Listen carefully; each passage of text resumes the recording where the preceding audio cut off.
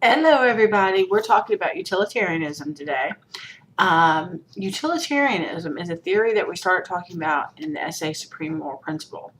And we're going to go a little deeper into it for this essay. And this essay was written by John Stuart Mill. John Stuart Mill is probably the most famous person for utilitarianism. The theory itself was by a man named Bentham, but Mill took over and is kind of the one well known for utilitarianism. In Supreme Moral Principle, we gave the basic definition. Moral action is one that creates the greatest happiness for the greatest number. Everybody's counting equally, so you have to not only count your own happiness, but everybody's involved. So for this essay, we're going deeper into the whole theory of utilitarianism, because Mill updated the theory. Because if you remember, the flaw to utilitarianism is if enough people like something that's just abhorrent, like dogfighting, under utilitarianism, the way it was originally written, it would be moral because you're having more happiness than unhappiness.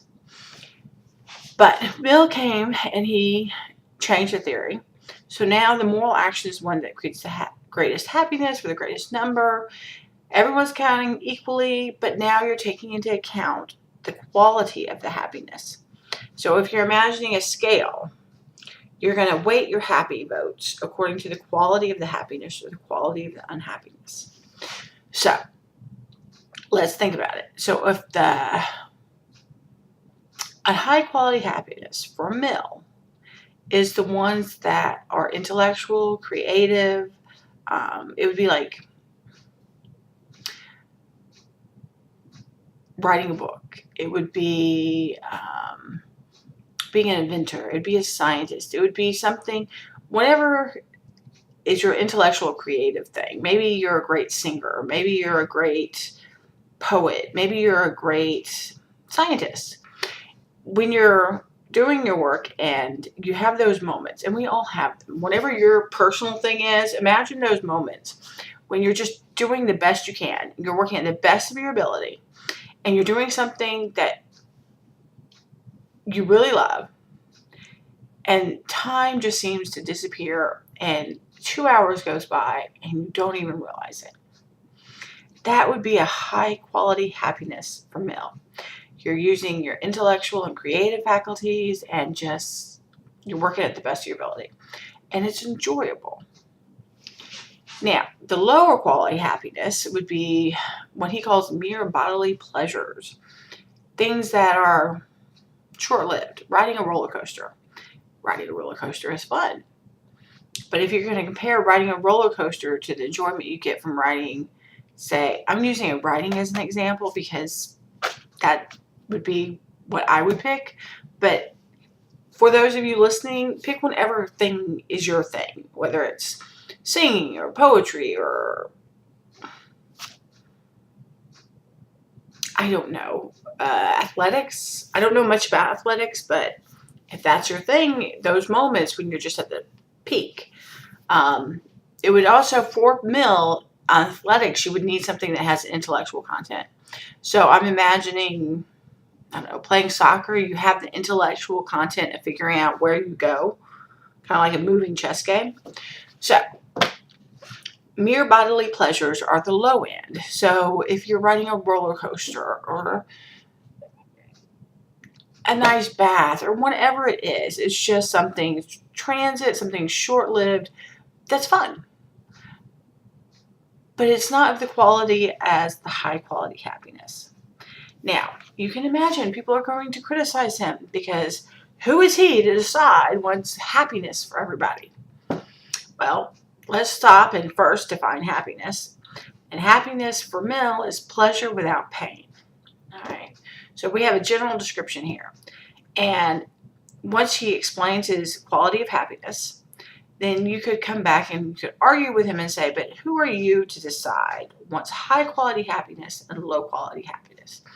I might want to ride a roller coaster every day of my life for the next 100 days instead of writing that great novel. And that is my happiness. One he's going to say is the people that get to decide the quality of happiness and whether one is better than the other are the people who have experienced both kinds of happiness. You need to understand them both fully before you get to make your decision about what's high quality and low quality, and whether the high quality is the intellectual and creative and the low is mere bodily pleasures. So, if you only know, let's say you only know the low quality, so you only know the pleasure that would come from, say, riding a roller coaster. Can you really evaluate high quality happiness if you never actually had it?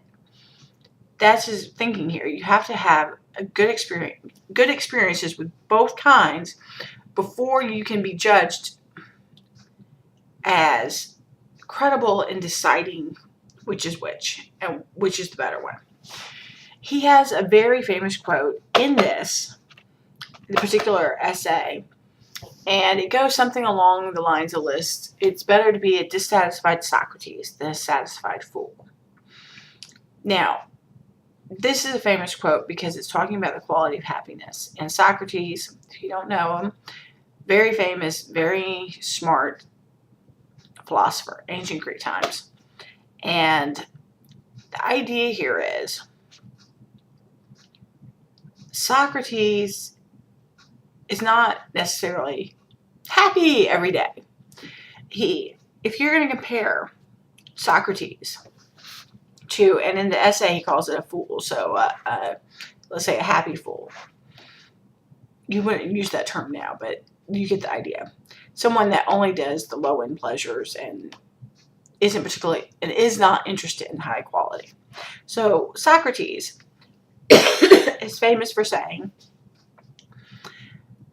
the thing he considers that makes him wise is that he knows when he doesn't know. So if he doesn't know something, he admits it, and he tries to understand it better.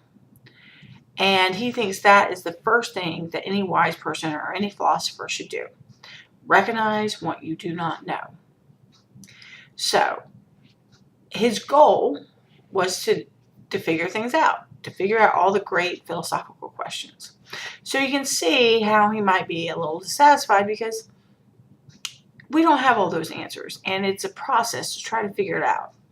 So he's not having those moments of those light bulb moments of high quality happiness every day.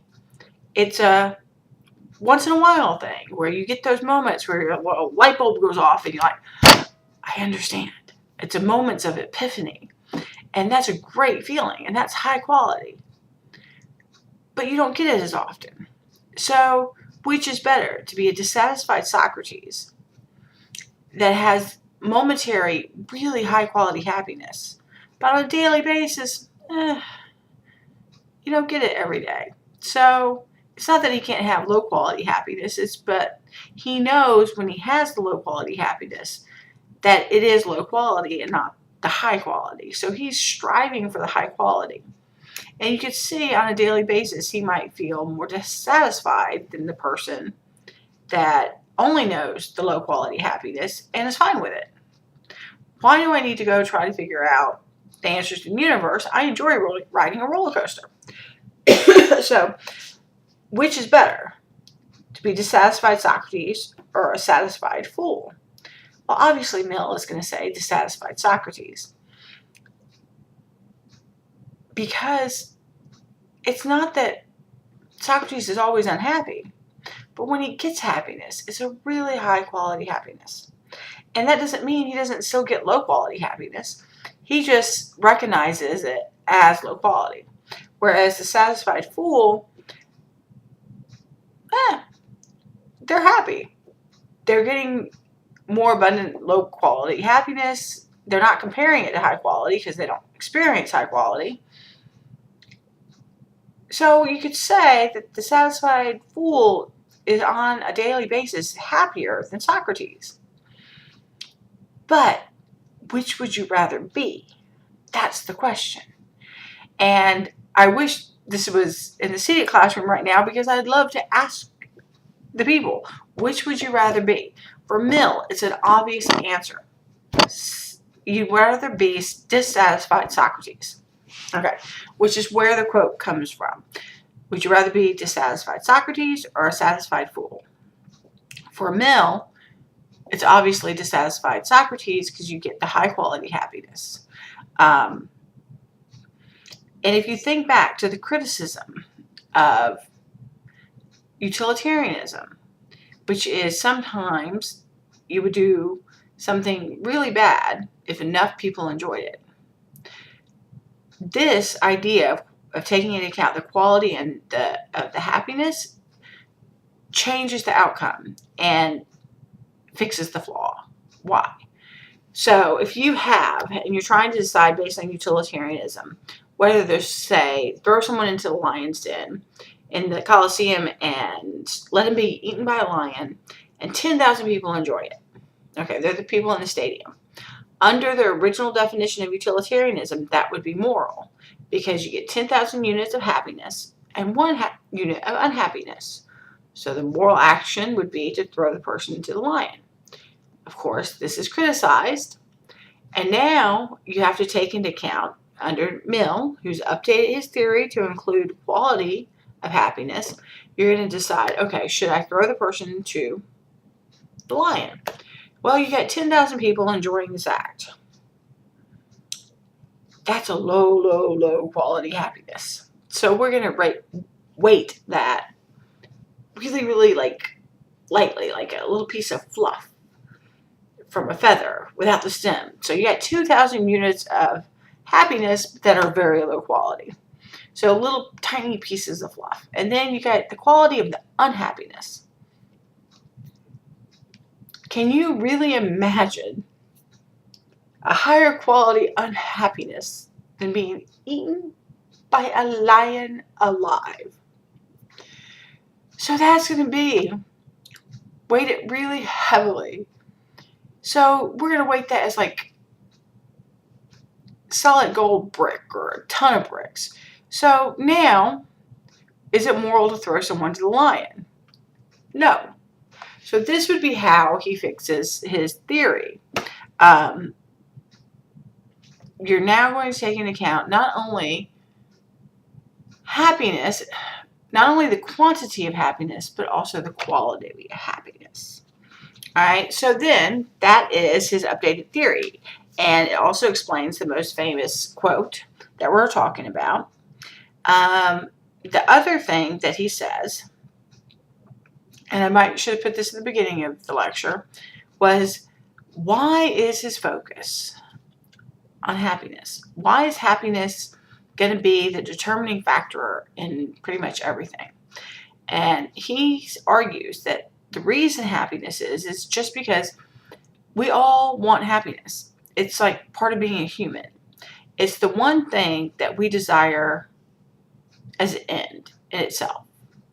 So what does that mean? Well, you want happiness for happiness' sake. You don't want happiness because happiness is going to bring you something else.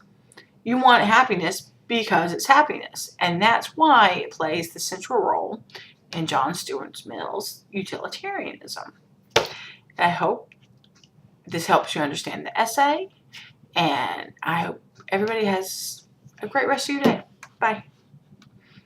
And go be dissatisfied Socrateses.